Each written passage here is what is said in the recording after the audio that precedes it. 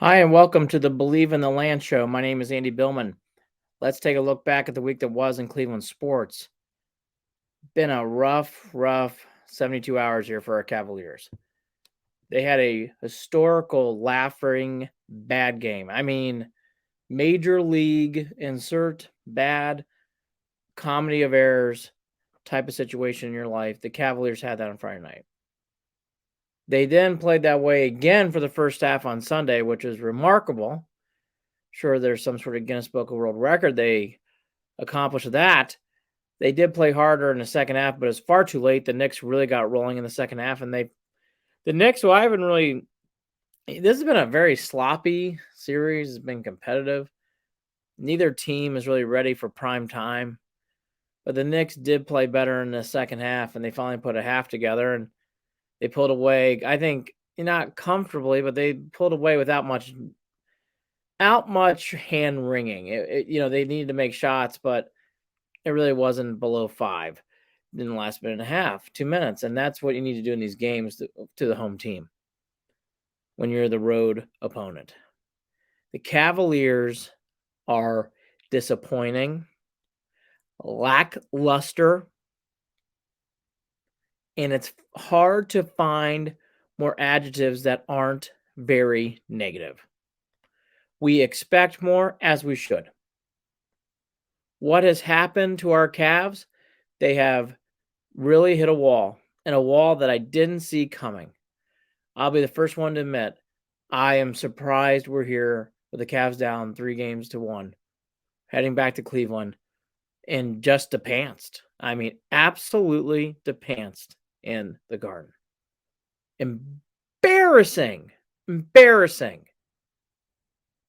Just awful what I saw from this team. And I don't know if this series is recoverable. I really don't. I see some things that are going to leave lasting impressions. There's some things in here that I'm seeing that are going to leave some deep wounds that I don't know if are going to go away quickly. I don't know if it's going to just evaporate into thin air. I see some real moments here that are going to take some real therapy, some real talk out loud to a group saying, what do we do going from here? It's been that bad. That bad. It has been. I have never seen a team in this kind of situation. They give the junkyard dog award. They can throw that away. Just throw it away. Because there's not even someone honoring that should get that for the rest of the year after these games. The junkyard dog. They're just dogs. I mean, they're playing so bad on a big level. And what kills me is I love this team. I love this team. I want to root for this team. I love Jared Allen. I love Mitchell. I love Garland. I love Mobley. I love LeVert. I want to root for this team. And it's becoming hard to root for the Cavs. It's getting to the point of no return where I don't see hope. And I don't see this getting better. Very poor performance in these last 2 games. Shameful. Like someone could lose their job shameful if it follows up in game 5. And God forbid you get to game 6 and it happens again. Fireable offenses. And I don't know who's going to take the fall for this. And this has been a good year, and they've done some things in the regular season that have been impressive. But it's all being erased away. I mean, the Cavs are being shown up at the biggest level. And for it to be a game 4 in Madison Square Garden, and for number 45, Donovan Mitchell to put up that performance where he scores 2. Uno, dos. He scored 2 points. 2 points! Unacceptable. And Donovan Mitchell will be the first one to tell you that, as he did in his post-game press conference. When your leader cannot generate offense, and he's a scorer, and he's a guy that moves the offense around. For him to provide 11 points total and only two in the second half with some sad shots. People are being too kind. JB Bickerstaff, some of those just rimmed in and out. JB, his shot looked terrible. Some of his teammates said he took on too much responsibility. I actually think he was being appropriate. And I love Mitchell. Mitchell's going to be here for a very long time. But right now, on this date of 4/23, it's going to take mountains of therapy and time to get over how badly he played today. And you don't think you can't take that off? When you see your leader, the guy is going to lead you to the promised land, the guy who you know you need to go to battle with in a key game, for him just to not show up, he checked out. Donovan Mitchell quit in the fourth quarter. He was done. He was gassed by the end of the third quarter. He was waving the white flag. He had no answers. He didn't even move at times to the other end of the floor. So disappointing. So disappointing. And there's really nothing you can say or do. It starts and ends with Donovan Mitchell. We'll get into some other things in these games. We'll get into some other problems in these games. But you cannot win a game without your best star playing at a star level on the road in a playoff game, hostile environment, down 2-1. It is not possible on most nights. Exhibit A here today. You can't do it. You cannot not have your best player not play well and then expect to win a game. Cavs can't do that. Most teams can't do that. And for Donovan Mitchell he is going to be a first or second or maybe third team All-NBA. And for him to put up that kind of performance is disheartening. It's a gut punch. Hope is gone. It sets a tone you don't want heading in the offseason unless you pull off a miracle. And folks, we are now in that word, miracle. Could they win game 5? Sure. Game 6? Even I'm there. I don't see it. Probably not. Going to lose. They're going to lose the series in next and 6. Maybe even 5. The way this series is going, why not 5? They are excelling towards the exit on that. And Donovan Mitchell has got to perform better. It is not excusable on any level how poorly he played today. He was that bad. That bad. That bad.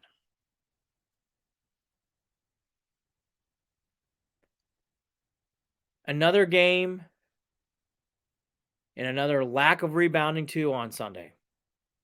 The Knicks controlled the boards, controlled the energy, and frankly just controlled what they basically by the end of the fourth quarter were doing whatever they wanted to do. That is sad. On Cleveland, we pride ourselves on hustling, defense, rebounding. That's the kind of basketball we live for. Cavs had none of that. None of that. None of that. Zero. Zip. Cavs looked like a team that was walking up the court. Cavs were a team that at times were watching the basketball instead of going after the basketball. The Cavs are a complete disaster when it comes to effort and when it comes to rebounding. You can't fix this in 3 games. Can't do it unless this team is really playing that poorly in NYC. But even with that, I can't. This lack of effort, and the Cavs come off playing soft. They come off as not wanting the toughness of the playoffs. And frankly, I think those comments are true. Mobley has just been a mess this entire playoffs. He played better in game 4, and that has little value because he's been playing that poorly at times in the series. I actually thought Mobley's defense today was the worst. It's very strange. Mobley performed better on offense, but he played that poor. I thought his defense today was not good enough. Not even close. Allen gets pushed around right now. He's getting pushed around. Allen has moments too where something wrong happens and he just checks out. Something goes wrong, ball bounces wrong way, he just checks out, can't even pay attention to the play. Mobley is a huge concern long term. He did have some good bites after the game, speaking about what needs to happen and how this team needs to perform on a different level to big stage. Good to hear. Good to hear, Mr. Mobley, because you flat out stunk today.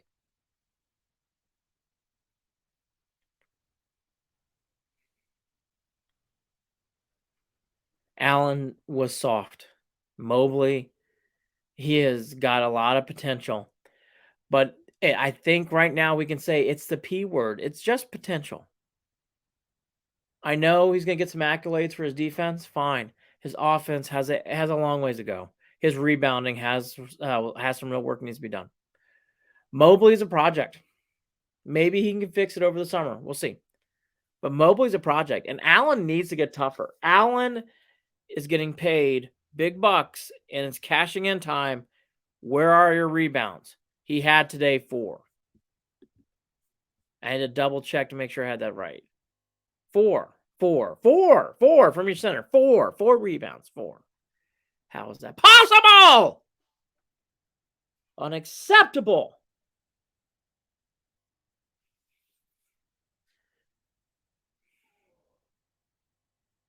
Very shocking, very demoralizing loss. And your bigs just aren't getting it done. Donovan Mitchell, who was clueless in the first half, awful first half. He was great in the second half. He was very good. But it's a team game, and you have to play a complete game. And Darius Garland, it wasn't good enough today. LeVert played okay. I thought LeVert was one of the better players consistently on the floor. Osman was Osman. Okoro played his best game in the playoffs, and it didn't matter. Didn't matter. Okoro had some moments, did some things. He slowed the game down a little bit for the Knicks offense, but truthfully, Okoro didn't do much as the score indicated at the end of the game. I don't know why Danny Green's only getting 4 minutes at a time. I think he deserves more minutes. But at this point, it's whatever almost. People are calling for Lamar Stevens to play. Fine. Lamar Stevens would have only slowed the death a little bit, in my opinion, because you need offense. Offense.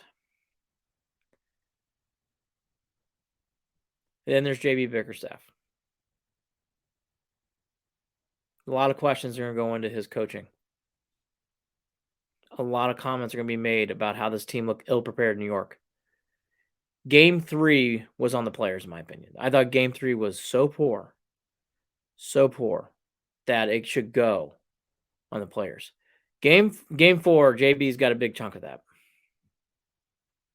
Team didn't look prepared, didn't look comfortable, didn't look playoff ready. JB took a big hit today.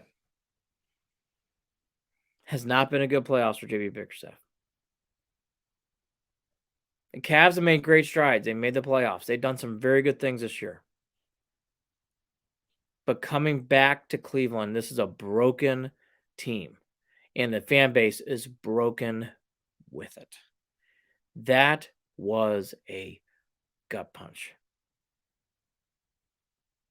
Followed up by a haymaker. Cavs have a lot to do in a short amount of time. And it's not fixable with magic elixir. It's going to take a lot of luck and a lot of hard work. And the Cavs just don't have enough time. Very disappointing series for the Cavs. If I were them, I would win Game 5. Just a note. Better win Game 5. Even if you can't win a series, you better win Game 5. We come back. We're going to talk more about these Cleveland Cavaliers. Welcome back to Believe in the Land. My name is Andy Billman. You like post-game analysis. You need a mental hug after these tough Cavs games. You need some instant analysis after the Guardians. Guardians is a very good win today on Sunday, beating the Marlins. You go on to Official Cleveland Sports on Instagram. That's at Official Cleveland Sports. Soon to be titled Believe in the Land. Go there now. It's at Official Cleveland Sports on Instagram. Check it out. There's a brand new media venture I'm joining called Believe in the Land. Please check it out. It's going to be great new stuff, similar to what we do here on the show. That'll be much more written word, all sorts of yadas, yadas, yadas. Will be a very, very, very, I think, enjoyable experience for you if you like this kind of show. More of me talking about sports. Back to the Cavs.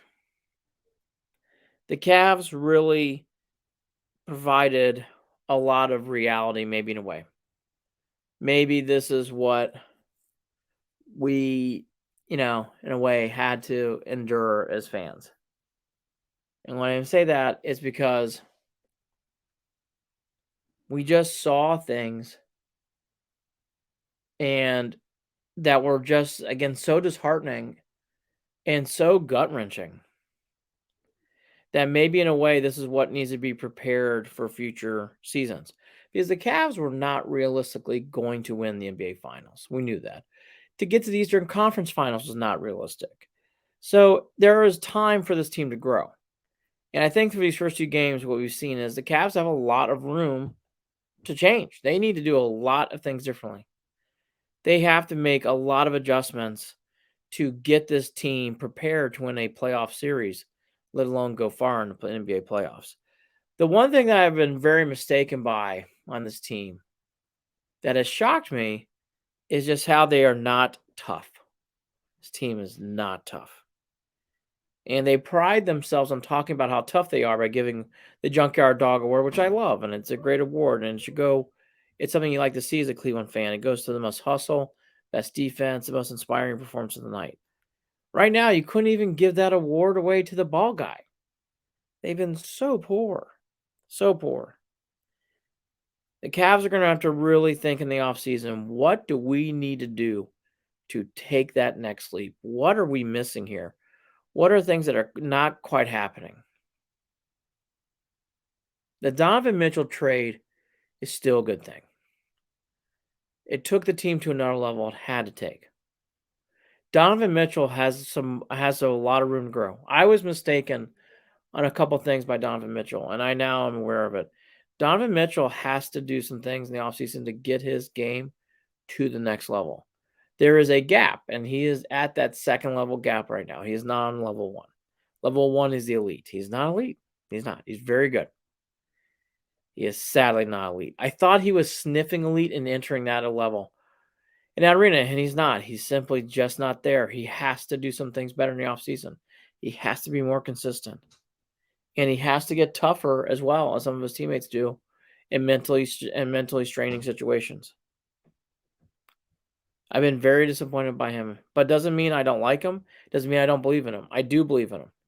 But there's some things here you just can't grow and you just can't matriculate into a 48-hour period going into game 5, and then if you win going into game 6 and another 48-hour period. Just can't do it.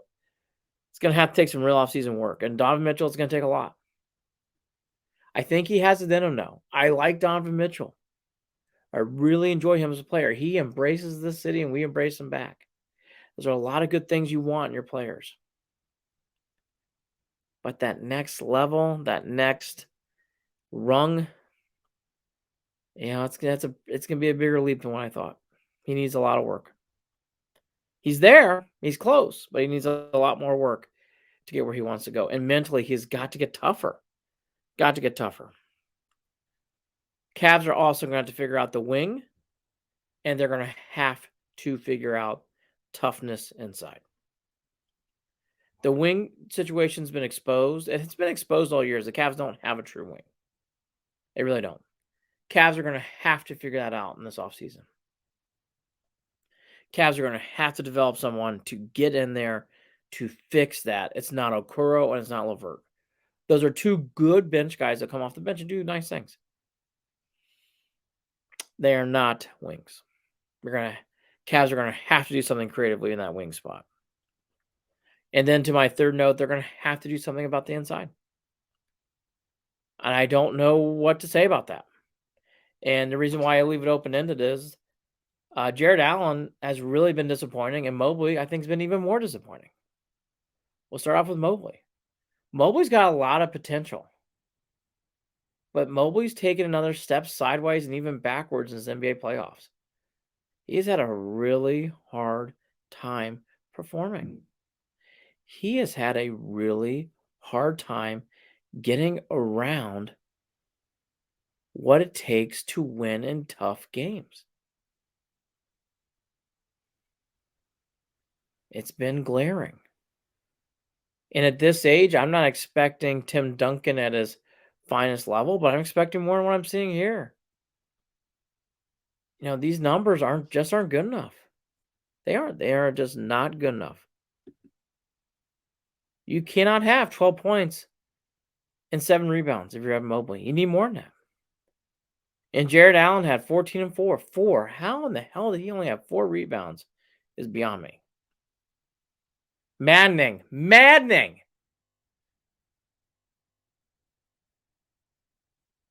It's going to be a long offseason. They're going to have to get creative on how to add a big to go along those two.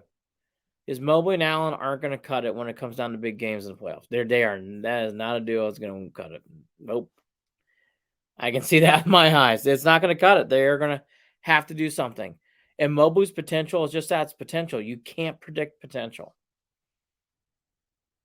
He has a lot of work to do to get to those steps. The potential is there, but you can't bank on it. And then finally, it's JB Bickerstaff. JB has a lot of shaking your head moments. He has a lot of moments where you cringe. Putting in Dean Wade in game 1, I can't explain that. How you come in off of a timeout and cause a turnover for a dunk for the other team. Can't explain that. It's happened on multiple games and another playoff game here today. Can't explain it. Can't explain it. JB at times does not look like he has control of the game or control of his team. It looks like his team sometimes has a real hard time focusing. JB is well liked. JB does some things defensively I really like. But JB has a lot of room to grow too. And he's going to be put in the hot seat next year. This is not going to cut it next year. He's not going anywhere this offseason. He's not. He's coming back. He's coming back. But he's going to be put on a lot of pressure to win. And finally, this defense. It is very good. But I'm going to put this on the Mitchell terms. It's not elite. The Cavs are not an elite defense. They are very good. Cavs do some things very, very well. The Cavs are too analytically built. Cavs need some emotion. Cavs need some edge. Cavs need to do some things that takes some elbow grease. The metrics, the analytics, you can feel it coming out. And it's annoying. And it's enough. I don't want that in my team. Analytically driven teams drive me crazy. It drives me crazy with the Browns, and it's now driving me crazy with the Cavs. Analytics is not how you win a championship in the NBA. At some point, you need to have tenacity. You need to have a little Draymond Green. You need to have a little Bill Laimbeer. You need to have a little toughness. The Cavs don't have any toughness. Donovan Mitchell, your best player, is nowhere to be found in 2 games in New York. Can't believe I'm saying that. Shocked.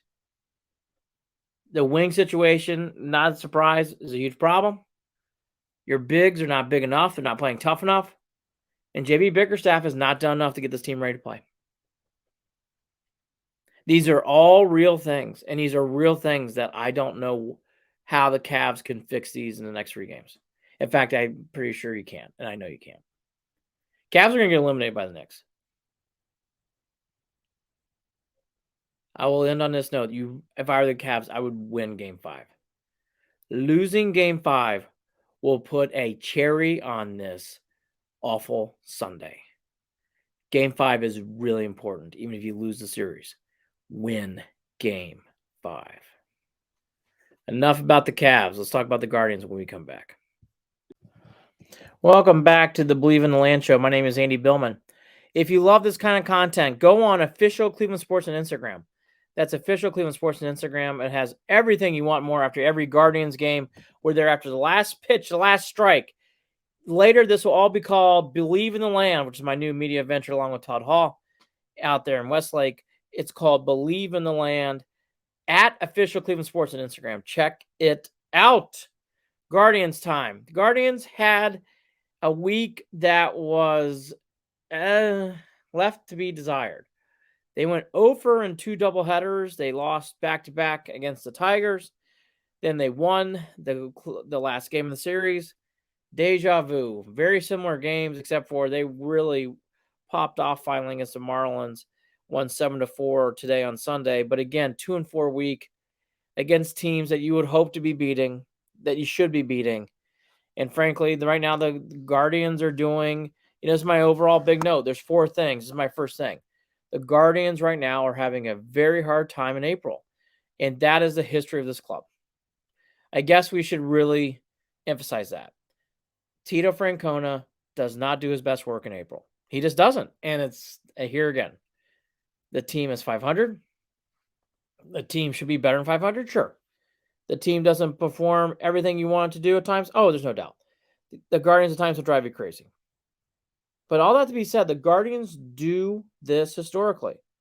So why should we take anything differently? And here they are. They're 500. Could be better. I don't think it would have been worse. They lost some games that they should have won. Okay. They're only 1 game out with the Twins. So the overall big picture is the Guardians are struggling through.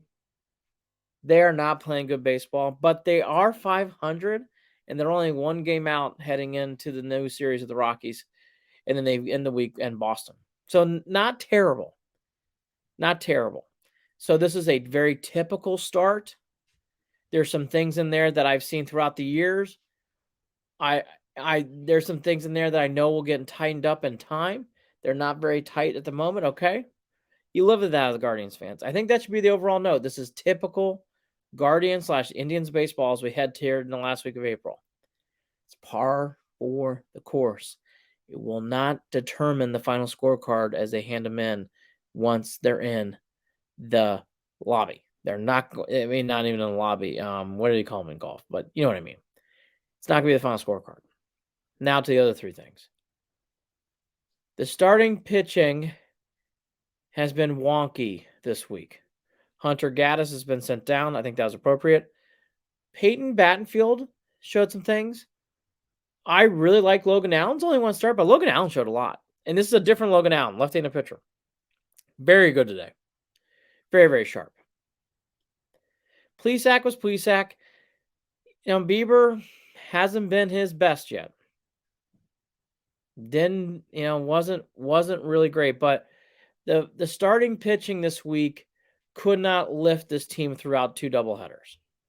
And that's a big story. The Guardians starting pitching really showed this week because you saw a lot of youth. And I thought this pitching staff looked really raw. It will get better. The health is on the way, but the starting pitching is just very young and it's very raw. And I don't think it gets discussed enough. And again, when looking at a doubleheader, when you're playing teams like the Tigers and you're playing teams like the Miami Marlins, who you should play very well with, the Logan Allens, the Peyton Battenfields, and Hunter Gaddis really, really do show up. And they did win a start with Logan Allen. They lost both with Plesac and Bieber, which is crazy. Crazy. Quantrill came in and saved the day in the other game. But the youth of the starting pitching is shown. And it should not be out here this early, as we all know. But the injuries is there, and the injuries are real. I will say, though, the starting pitching also has some hope.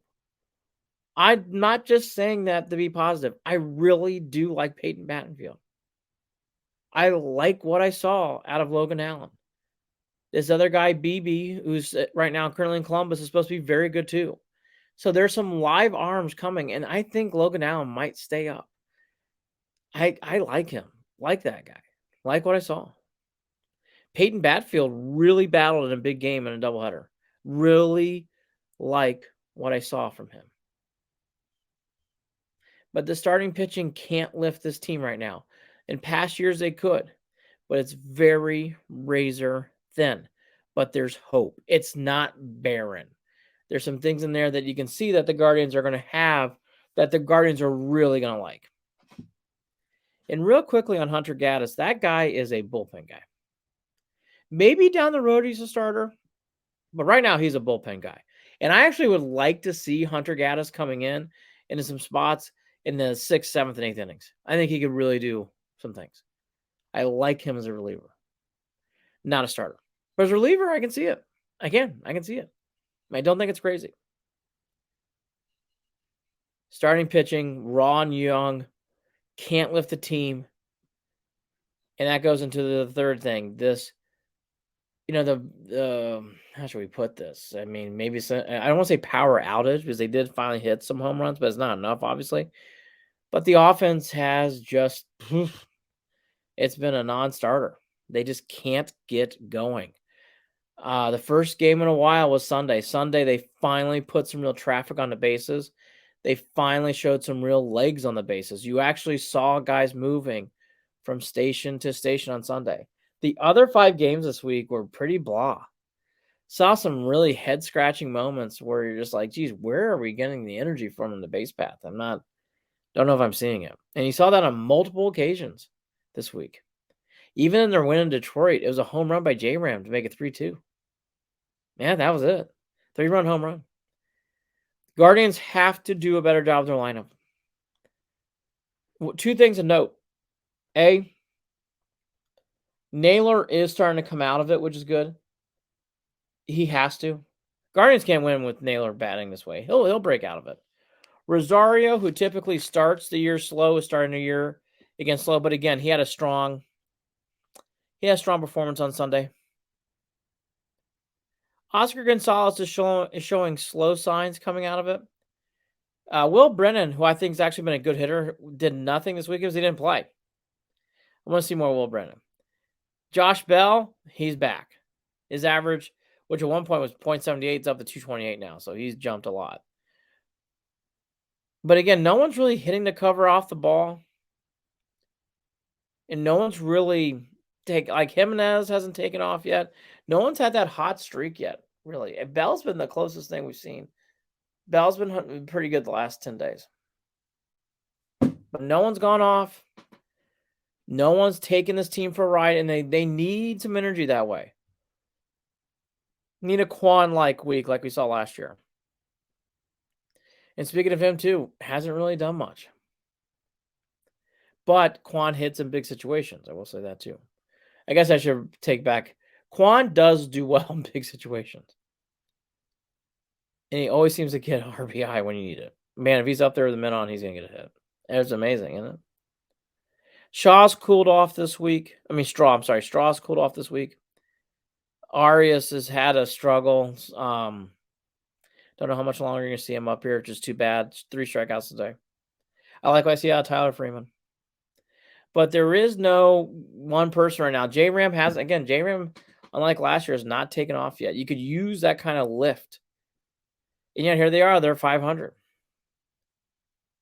So hopefully this power surge, which we saw today with 7 runs, can continue and go into the next series of the Rockies. They could use it.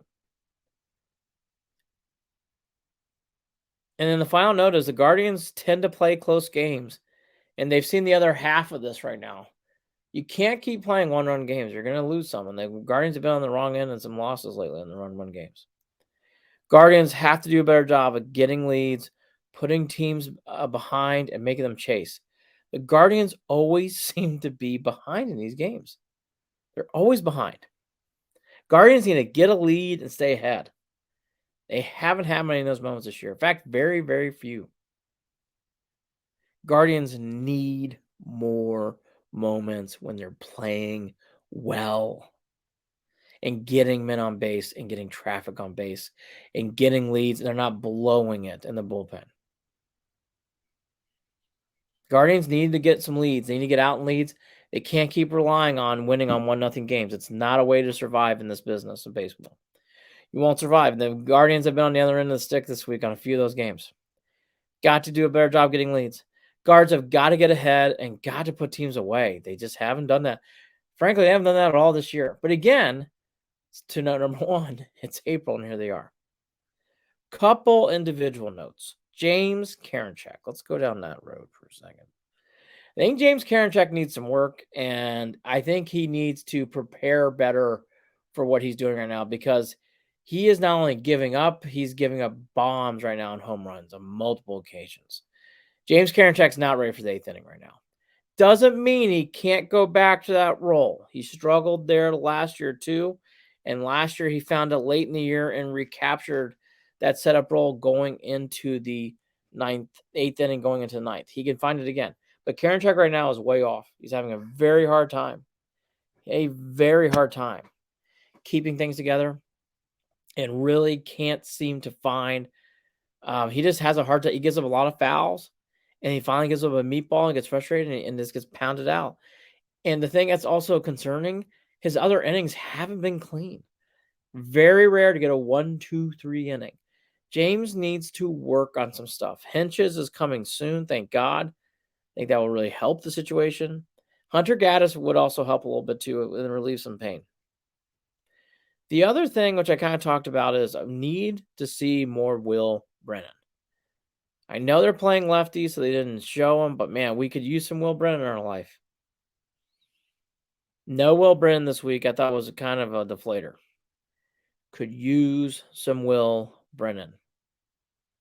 Kid has got guts. He's got moxie in big spots. And not playing him all weekend, I thought hurt. I think it really hurts. I think it might take some steam out of him. He finally got an at-bat today. Kid hasn't played since Wednesday. That's a long time. He hasn't played basically all week. I don't like that. I want to see Will Brennan in this lineup.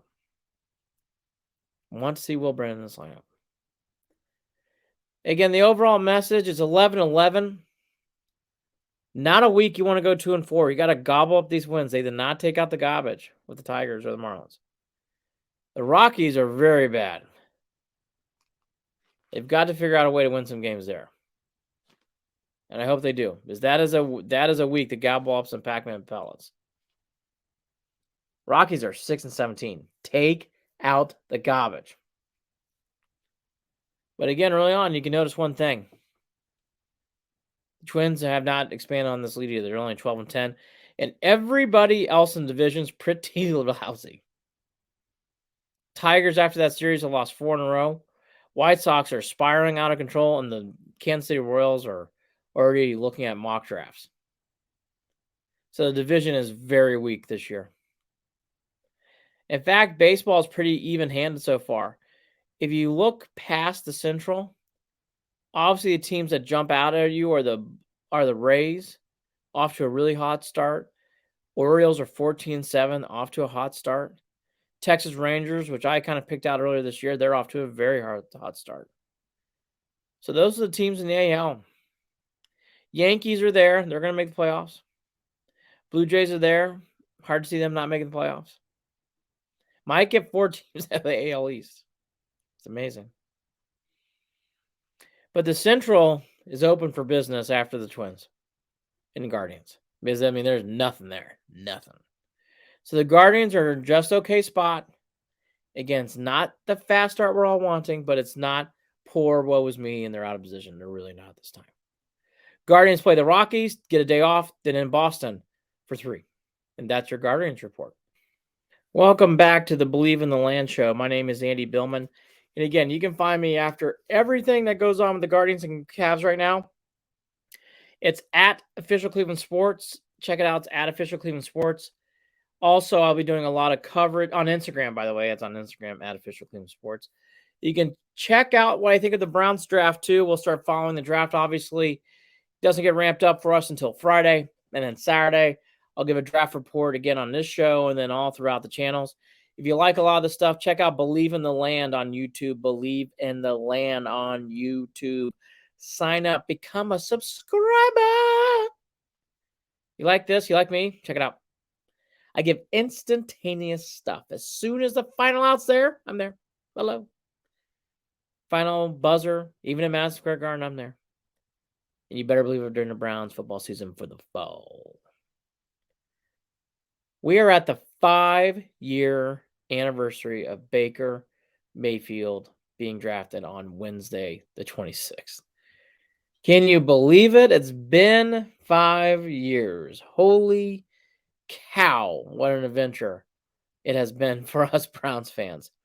Feels like it's been years ago, at least to me, with the Browns. I can't get over how the time has passed and how the Browns are, such a different team, even from 2020, let alone 2018.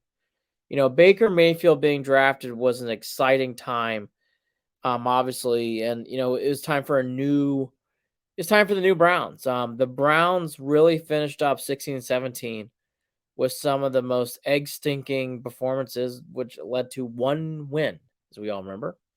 One win, a wild missed kick by the San Diego Chargers, saved from back-to-back overs. God, can you imagine? It was that bad. So that draft that year in 2018 was everything for us. It was our Super Bowl.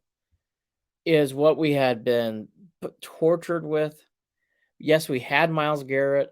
Yes, we kind of knew some things were starting to happen, but the 18 draft was the reason to give us hope. And Baker Mayfield came into Berea and to Cleveland like a ball on fire, didn't he? And remarkably and smartly by NFL, that coincided with, of course, Hard Knocks. And that turned out to be more of a show than an actual win performance. But okay, very entertaining show. But Baker Mayfield definitely gave us a lot of moments. There were some good moments. The win in Cincinnati at the end of the game, coming back to beat Burrow. The wonderful Tennessee victory, the winning in Dallas, the Sunday night win against the Giants where he was dominant, and he was dominant. His first win against the Jets should never be overlooked. Very important moment. And he didn't play the first 2 games, so that wasn't like he came in there losing. Remember, he came in that game to replace an injured, to play the injured quarterback, whose name, Tyrod Taylor. Gosh, that's how long it's been.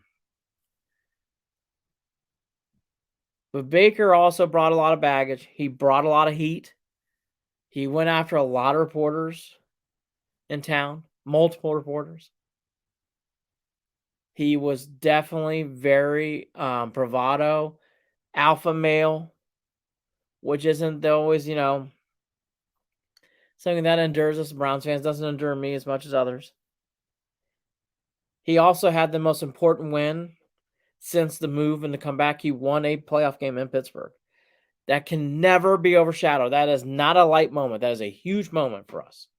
Huge moment for him, but it's a huge moment for us. To beat the Pittsburgh Steelers in Pittsburgh in a playoff game, you cannot replicate that. He also had some horrible losses. Horrible. Playoff, implication losses. The starting game against Kansas City. Losing in Kansas City in the playoffs. Losing that game against Seattle in 2019 was remarkable. I still, to this day, don't know how they lost that game. Baker had some flops. He played horrible on Monday Night Football against the 49ers. Had a horrible loss to the Ravens in 2021. Horrible. Followed it up with a real stinker of Monday Night Football, Roethlisberger's last home game. Baker Mayfield basically gave that win on a platter to the Steelers. He played so bad. Played bad on Christmas Day against the Packers. He never really was a clutch quarterback. He brought excitement. He changed the mentality of the Browns, and that's not an understatement. He did a lot to change the image of what the Browns have become. Because after 1-31, they were losers. That changed with Baker Mayfield. They were never going to be losers again. Never were. But Baker brought challenges. And Baker, I thought, started the splitting of this fan base. That is very split today, and for good reason. The Deshaun Watson situation has torn us in half. But Baker had us at times going after each other, and I never seen that in a Cleveland player. There was the Baker bros, the Baker supporters, and it felt like you're anti-establishment if you didn't cheer for Baker or you didn't agree with Baker bros. And not only that, they would have posses of people go after you on social media if you dare say anything bad about Baker. Very bizarre. Don't know if I've ever seen anything like it then and since. Very, very hard to describe to people who didn't experience it. It's hard for a fan base to come together on some ideas. It's even harder to split a fan base. The Baker Mayfield fandom split this fan base. There are a lot of people who are tired of him, a lot of people who would probably stay, bring him back to Cleveland. Would like to see nothing more, nothing less. He had a tumultuous relationship with OBJ.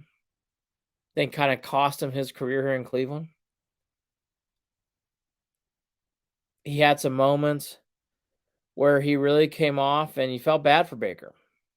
There were moments you really did feel bad for Baker. There was a moment or two where I thought he was going to get benched in 2020. I thought he, after the first half in Cincinnati, was going to get benched. He had played so terrible in that game in Cincinnati. And then, as I mentioned a few minutes ago, he turned his whole career around that second half, ended up winning the game for him with his arm. That's Baker Mayfield. He loves to be doubted, loves to rise up from that. He is a true underdog, yet he is the number one Heisman Trophy pick winner overall in the NFL draft. Oxymoron. You'll never see another Baker Mayfield. But he is a big part of this fabric of the new Browns after 99 era. It's hard to say this because it feels like it's been years ago, but he's only been out of town for over a year. He was released last summer. So he technically right now is still on the Browns. It didn't work out for Baker. Baker was his own undoing as well. He caused a lot of trouble. He did some things that didn't rub the right people the right way. He also was not well loved by his teammates. Some of his teammates liked him, but he was not loved. Never saw that love like I'm seeing for Deshaun Watson like I did for Baker. Baker just never had that thrust of energy. 5 years ago, on the 26th, he was drafted by the Browns, and he came to Cleveland. And he should be thanked for the victory. He should be thanking for changing the culture. He should be thanked for a lot of things, as he took on a lot of stuff that a lot of quarterbacks would have failed at. That's why it's very hard to encapsulate Baker. He was an okay quarterback. He had some good moments. He had some really bad moments. He had some moments where it was shameful. He had some moments where he lifted up the community and people cheered around him and wanted to be around him. One of the most complicated Cleveland athletes ever come by here. I actually put him right there with Kyrie Irving. Complicated. And Kyrie's different for different reasons for being complicated, but he's complicated too. But 5 years ago was the start of this new ramp up for the Browns. And Baker Mayfield was definitely the jewel of that draft, and we all knew it. Amazing. It feels like it's been longer, but it's only been 5 years ago. We'll review the draft here next week. The Browns don't draft anyone until the third round. I doubt they're going to move back up, so that's pretty much a lock. No reason to even speculate who they're going to draft because who knows who everybody else is going to draft in the first and second round. So I don't believe in doing any kind of projections on that, as it's just too hard to tell. But the Browns, a lot more to come on that next week, and we'll definitely dissect what they do here on the show. The Cavs are on the brink of elimination. They are passing out on the baseline. They have been soft. Donovan Mitchell's performance was terrible. He's being outplayed by Brunson, and the Cavs are on the brink of elimination. It's going to lead to a lot of questions we talked about on the show once they get eliminated of what to do next year. The Guardians are 500, and that's usually what they are this time of year. They're only one game behind the Twins. Very strange week. 2 doubleheaders, no wins, neither a doubleheader. Then won the closing game in both the Detroit series and against the Miami Marlins.